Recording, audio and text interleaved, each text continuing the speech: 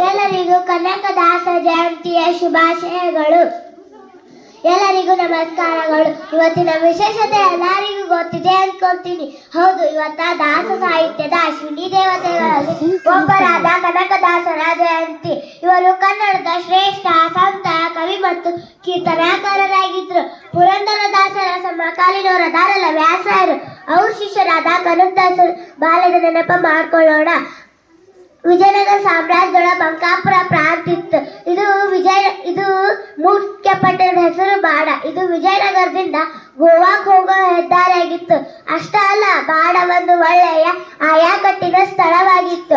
ಬಂಕಾಪುರದ 78 ಗ್ರಾಮಗಳ ನಾಡಗೌಡಿಕೆ ಮತ್ತು ದಡಾಯಕ ಬೀರಪ್ಪನಾಗಿದ್ದ. ತನ್ನ ಸ್ವಾಮಿನಿಷ್ಠೆ, ಪರಾಕ್ರಮ, ದಕ್ಷತೆಗಳಿಂದ ವಿಜಯನಗರ ಅರಸರ ವಿಶ್ವಾಸಕ್ಕೆ ಪಾತ್ರನಾಗಿದ್ದ. ಅಷ್ಟೇ ಅಲ್ಲ, ಜನರ ಪ್ರೀತಿಗೂ ಪಾತ್ರನಾಗಿದ್ದ. ಆದ್ರ ಬೀರಪ್ಪ ದಂಪತಿಗಳಿಗೆ ಮಕ್ಕಳಾಗಿರ್ಲಿಲ್ಲ. ಈ ನೋವು ಅವನ ಕೊರ್ಗೋ ಹಂಗ್ ಮಾಡ್ತಿತ್ತು. ಅದೆಷ್ಟೋ ದೇವ್ರಿಗೆ ಹರಕಿ ಹೊತ್ರು ಮಕ್ಕಳ ಆಗ್ಲಿಲ್ಲ. ಕೊನೆಗೆ ತಿರುಪತಿ ತಿಮ್ಮಪ್ಪನ ದರ್ಶನ ಪಡೆದು ಪ್ರಸಾದ ಸೇವಿಸ್ ಬಂದ್ಮ್ಯಾಗ ತಿರುಪತಿ ಅವ್ರ ಬಾಳಿ ಕಣ್ ತೆರೆದ. ಅಂದ್ರ ಬಚ್ಚಮ್ಮ ಗರ್ಭವತಿಯಾಗಿ ಗಂಡು ಮಗುವಿಗೆ ಜನ್ಮ ನೀಡಿದ್ಲು.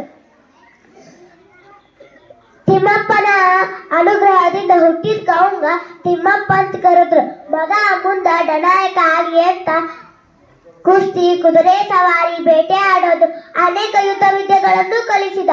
ಜೊತೆಗೆ ಓದು ಬರಹ, ಸಾಹಿತ್ಯ, ಸಂಗೀತ, ಕಾವ್ಯ, ಛಂದಸ್ಸು, ವ್ಯಾಕರಣ ಶಾಸ್ತ್ರ, ತಾನು ಅನುಸರಿಸುವ ಸದಾಚಾರ, ಮತಧರ್ಮ ಇವೆಲ್ಲ ಅಭ್ಯಾಸ ಮಾಡಿಸಿದ.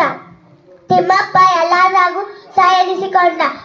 ದೈಹಿಕ ಬಲದೊಂದಿಗೆ ದೈವ ಭಕ್ತಿಯೂ ಬೆಳೆಯಿತು. ತಿಮ್ಮಪ್ಪ ಯುದ್ಧ ಸಮರದಾಗ ಕಾಲಿಟ್ರ ಜಯಬೇರಿಯಾಗಿ ಹೊರ ಬರ್ತಿದ್ದ. ಅವ ಬಂದಂದ್ರ ಸೈನಿಕರಿಗೆ ಉತ್ಸಾಹ, ಶತ್ರುಗಳಂತೂ ಚಲ್ಲಾಪಿಲ್ಲಿಯಾಗಿ ಹೋಗ್ತಿದ್ರು. ವಿದ್ಯೆ, ಬುದ್ಧಿ, ಶೌರ್ಯ ಈ ಮೂರರ ತ್ರಿವೇಣಿ ಸಂಗಮನ ನಮ್ಮ ತಿಮ್ಮಪ್ಪನಾಗಿದ್ದ. ಇಷ್ಟು ಹೇಳಿ ನನ್ನ ಭಾಷಣ ಮುಗಿಸುತ್ತೇನೆ. ಹಂಗಂತ ತಿಮ್ಮಪ್ಪನ ಕಥೆ ಇನ್ನೂ ಮುಗಿದಿಲ್ಲ.